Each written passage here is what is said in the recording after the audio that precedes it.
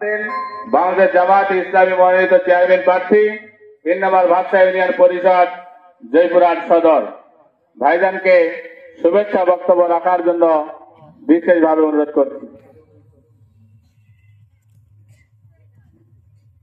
আউযু বিল্লাহি মিনাশ শাইতানির রাজিম। বিসমিল্লাহির রহমানির রহিম।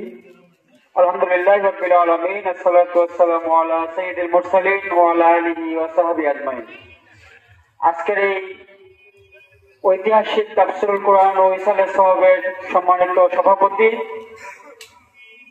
সহসভাপতি, আজকের অনুষ্ঠানের প্রধান অতিথি সহ বিভিন্ন পর্যায়ের অতিথিবৃন্দ, মঞ্চ বিশিষ্ট আমার সম্মানিত শিক্ষক, ওলামায়ে কেরাম, সামনে আমার একান্ত প্রিয় মুসলমান ভাই ও পর্দার আড়ালে বোনেরা, সম্মানিত এলাকাবাসী, আসসালামু আলাইকুম ওয়া রাহমাতুল্লাহি ওয়া বারাকাতুহু।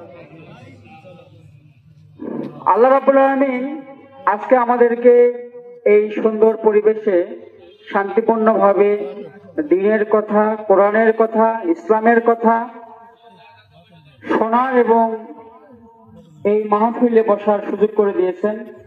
একই সময় আমাদের অসংখ্য ভাই এবং বোনেরা এই জলসা থেকে বাইরে রয়েছেন।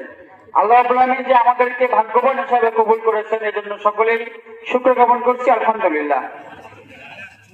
যে মুহূর্তে আমরা এই মাহফিলে কথা শুনছি, একই মুহূর্তেই আমাদের অনেক ভাই বোনেরা হসপিটালে কাতরাচ্ছেন, অনেকেই বিভিন্ন বিপদগ্রস্ত আছেন, বিভিন্ন সমস্যায় জড়িত আছেন।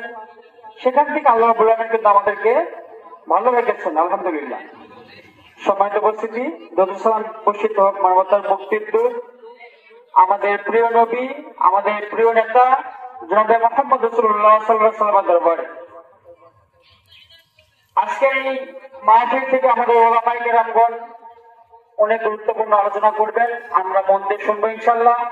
এবং মাহফিল শেষে মনে হয় তাবারুকের ব্যবস্থাও আছে, আমরা সেটি গ্রহণ করব। এবং এখন যা আমরা লোকবল দেখছি, হয়তো আস্তে আস্তে এটা বাড়বে ইনশাআল্লাহ।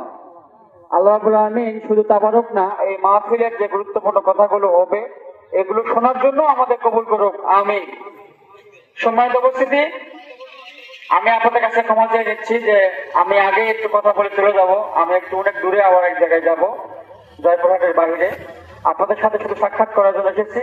আমি আপনাদের সন্তান, আপনাদের এলাকার সন্তান, আপনাদেরই সন্তান।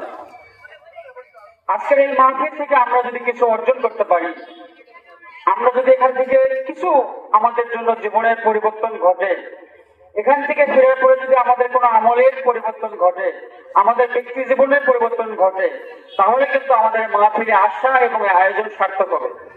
শুধু যদি আমরা এই আলোচনা শুনি, এখান থেকে যাওয়ার পরে আমরা এটা না মানি, তাহলে এই আলোচনা শুনে আমাদের কোনো ফায়দা হবে না।